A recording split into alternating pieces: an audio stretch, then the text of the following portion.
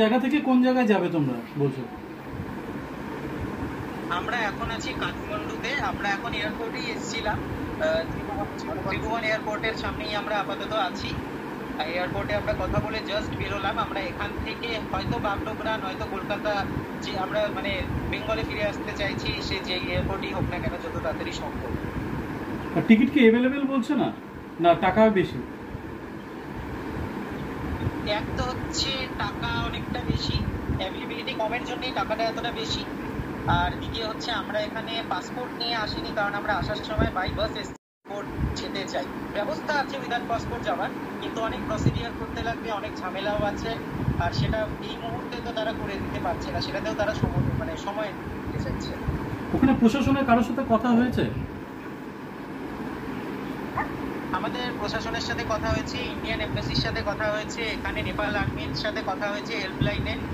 তারাও আমাদেরকে বলছেন যে আপাতত বাই রোড যদি যেতে হয় তাহলে যতদিন তারা ক্লিয়ারেন্স দেবেন না ততদিন আমরা যাতে নিজের থেকে যাওয়ার চেষ্টা না করি। তারা ক্লিয়ারেন্স দিলে পরেই যাতে আমরা আসি, যাতে সেফলি আমরা পৌঁছে যেতে পারি। এখানে নেপাল আর্মি আমাদেরকে অনেক সাহায্য করছে। ইনফ্যাক্ট আমরা এয়ারপোর্টেও যে এসেছি, নেপাল আর্মি আমাদের এসকর্ট করে হোটেল থেকে এয়ারপোর্ট অব্দি নিয়ে এসছে।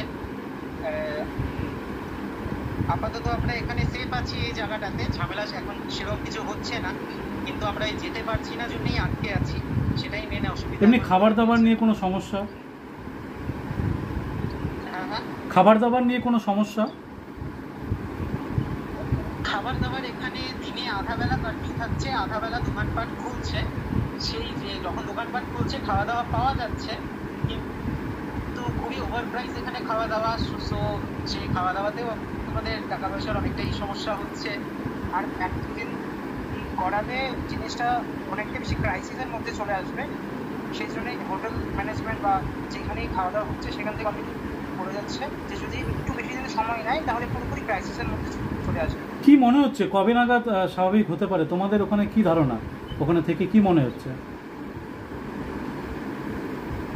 আমাদের এখানে ধারণা তো হচ্ছে 2-1 মধ্যে বাই রোড রাস্তা খুলে দেওয়া উচিত, যদি কোনো নতুন ঝামেলা তৈরি না হয়। কারণ আর্মি সবসময় আমাদের সামনে দিয়ে পেট্রোলিং করে যাচ্ছে, রাস্তাটাকে যতটা সেফ রাখার চেষ্টা সম্ভব তারা করার চেষ্টা করছেন।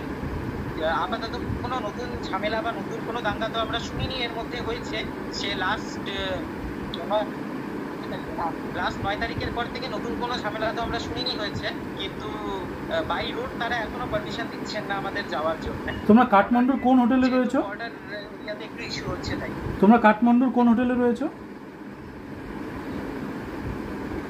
আপনি আরেকবার বললে ভালো হয়। কাঠমান্ডুর কোন হোটেলে রয়েছো? আমরা কাঠমান্ডুতে পশুপতিনাথ মন্দিরের 200 মিটার দূরে হোটেল রেসুঙ্গা অর্জুনে আছি। ঠিক ঠিক আছে, ধন্যবাদ ভাই। হ্যাঁ।